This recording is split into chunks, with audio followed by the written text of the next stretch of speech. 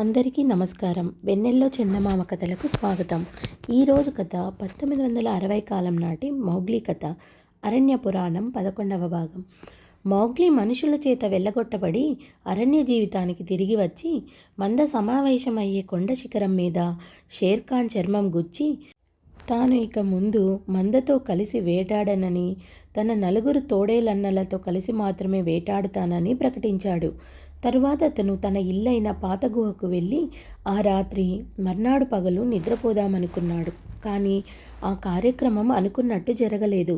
అతను తోడేలమ్మకు, తోడేలయ్యకు తన అనుభవాలన్నింటినీ వారికి అర్థమయ్యేంతవరకు చెప్పాడు. షేర్ఖాన్ చర్మం వలవడానికి ఉపయోగించిన కత్తిని వాళ్లకు చూపాడు. దున్నల మందను షేర్ఖాన్ మీదుగా పరిగెత్తించడానికి తామెలా సహాయపడినది చెప్పారు అకేలా పెద్దన్న. ఈ కబుర్లు వినడానికి బాలు కొండ ఎక్కి వచ్చాడు. మౌగ్లీ సాగించిన పోరాటం గురించి వింటూ బాగీరా ఆనందం పట్టలేక ఒళ్ళంతా బరుక్కున్నాడు. సూర్యోదయం ఎప్పుడో అయింది కానీ ఎవరూ నిద్రపోయే ఆలోచనలో లేరు. ఒక చెంప కబుర్లు సాగుతుంటే మధ్య మధ్య తోడేలమ్మ మొర ఎత్తి కొండమీద నుంచి వచ్చే పులిచర్మం వాసన ఆఘ్రానించి ఆనందించింది.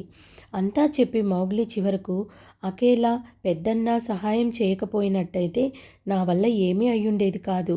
అమ్మ, దున్నలు కోనలో దూకుతూ దిగుతున్నప్పుడు, అవి గ్రామం ద్వారం కూడా పరిగెత్తుతున్నప్పుడు చూడకపోతివి అన్నాడు. నీ మీద మనిషి మంద రాళ్లు విసిరినప్పుడా?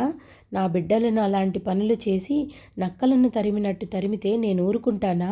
ఆ మనిషి మందనంతా వధ చేసి ఉండేదాన్ని. నీకు పాలిచ్చిన ఆ ఆడకూతుర్ని మాత్రం వదిలిపెట్టేదాన్ని అన్నది తోడేలమ్మ.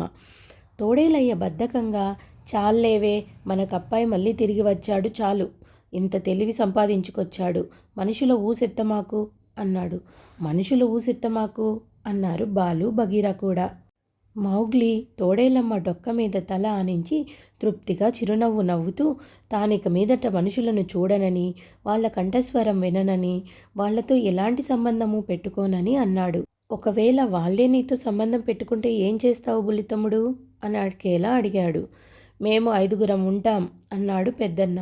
ఆ వేటలో ఒకవేళ మనం కూడా ఉంటామేమో అన్నాడు బాగీరా తోక జోరుగా ఆడిస్తూ బాలుకేసి చూసి.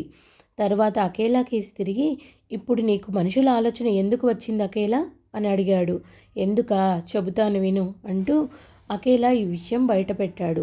మౌగ్లీ పులి చర్మాన్ని కొండ మీద గుచ్చినాక అకేలా గ్రామం దాకా వెళ్ళి అరణ్యవాసులు ఉపయోగించే మార్గం తెలియరాకుండా చెరిపేసి వచ్చాడు. ఇంతలో గబ్బిలం చెట్ల మధ్యగా ఎగురుతూ వచ్చి, మనిషి మంద ఉండే గ్రామం తేనెపట్టులాగా హడావుడిగా ఉంది అన్నాడు. నువ్వు ఏం చూసావేం అని అకేలా అడిగాడు. గ్రామ ద్వారం దగ్గర ఎర్ర పువ్వు పూసింది, దాని చుట్టూ మనుషులు తుపాకులు పట్టుకొని కూర్చున్నారు అన్నాడు గబ్బిలం. అకేలా ఈ సంగతి చెప్పి, మనుషులు సరదా కోసం తుపాకులు చేతబట్టరు, ఆ సంగతి నాకు బాగా తెలుసు. చూస్తుండు బుల్లితమ్ముడు, త్వరలోనే మనిషి తుపాకీతో సహా మన దారి పట్టి రాబోతాడు, వస్తున్నాడేమో కూడాను అన్నాడు. ఎందుకని? మనుషులు నన్ను వెళ్ళగొట్టారు కదా, వాళ్ళకి ఇంకేం పని అన్నాడు మౌగ్లీ కోపంగా. బుల్లితమ్ముడు, నువ్వు మనిషివి, నీ జాతి వాళ్ళు ఏం చేస్తారో, ఎందుకు చేస్తారో నీకే తెలియాలి అన్నాడు అకేలా. మరుక్షణం మౌగ్లీ కత్తి మెరిసి నేలలోకి దిగబడింది. అకేలా చప్పున తన కాలు లాగేసి వెంట్రుక వాసిలో తప్పించుకున్నాడు. ఈసారి నన్ను మనుషుల్ని కలిపి మాట్లాడావు అన్నాడు మౌగ్లీ. ఉఫ్, మహా వాడికోర అన్నాడు అకేలా నేలలో కత్తి దిగబడిన చోట మూచూసి. మనుషుల మధ్య ఉండి నీ దృష్టి మందగించింది తమ్ముడు. నువ్వు కత్తితో పొడిచే లోపల నేను ఏకంగా జింకనే పట్టి ఉందును. బాగీరా చప్పున లేచి నిలబడి మొర సాగినంత ఎత్తు చాచి మూచూసి కొయ్యబారినట్టు పోయాడు. పెద్దన్న బాగీరా ఎడం పక్కకు చేరి తాను కూడా అలాగే చేశాడు. అకేలా గాలికి 50 గజాలు ఎదురు పరిగెత్తి తాను కూడా బిగుసుకుపోయాడు. వాళ్ళకు గల గ్రహణశక్తి మౌగ్లీకి ఏనాడూ లేదు. అతనికున్నది మామూలు మనుషులకున్న దానికన్నా హెచ్చే అయినా కూడా 3 మాసాలు మనుషుల మధ్య ఉండి పొగ కలిసిన గాలి పీల్చడంతో కొంత మందగించింది. బలదేవుడు మన దారి పట్టి వస్తున్నాడు, అదిగో అతని తుపాకీ మెరుపు అన్నాడు మౌగ్లీ కూచుంటూ. మనుషులు వస్తారని నాకు ముందే తెలుసు అన్నాడు అకేలా. మౌగ్లీ అన్నలు నలుగురు పొట్టల మీద పాకుతూ కొండ దిగి వెళ్ళి పొదల కింద అదృశ్యమయ్యారు. మీరెక్కడికి అని మౌగ్లీ కేక పెట్టాడు. ఇష్, మధ్యాహ్నం లోపున వాడి పొర్రె దొర్లించుకొస్తాం అన్నాడు పెద్దన్న. వెనక్కు రండి, మనిషి మనిషిని తినడు అన్నాడు మౌగ్లీ. ఇంతకు ముందు తోడేలు నన్నవారెవరు?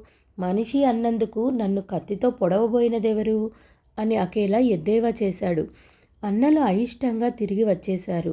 నేను చేసే ప్రతిదానికి సంజాయిషి చెప్పుకోవాలా అన్నాడు మౌగ్లీ రౌద్రంగా. అదే మనిషి అంటే, అదే మనిషి మాటంటే.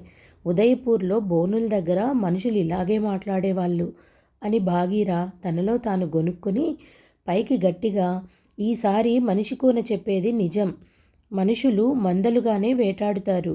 మిగిలిన వాళ్ళందరూ ఏం చేస్తారో తెలుసుకోకుండా వారిలో ఒకడిని చంపడం చేతగాని వేట అవుతుంది.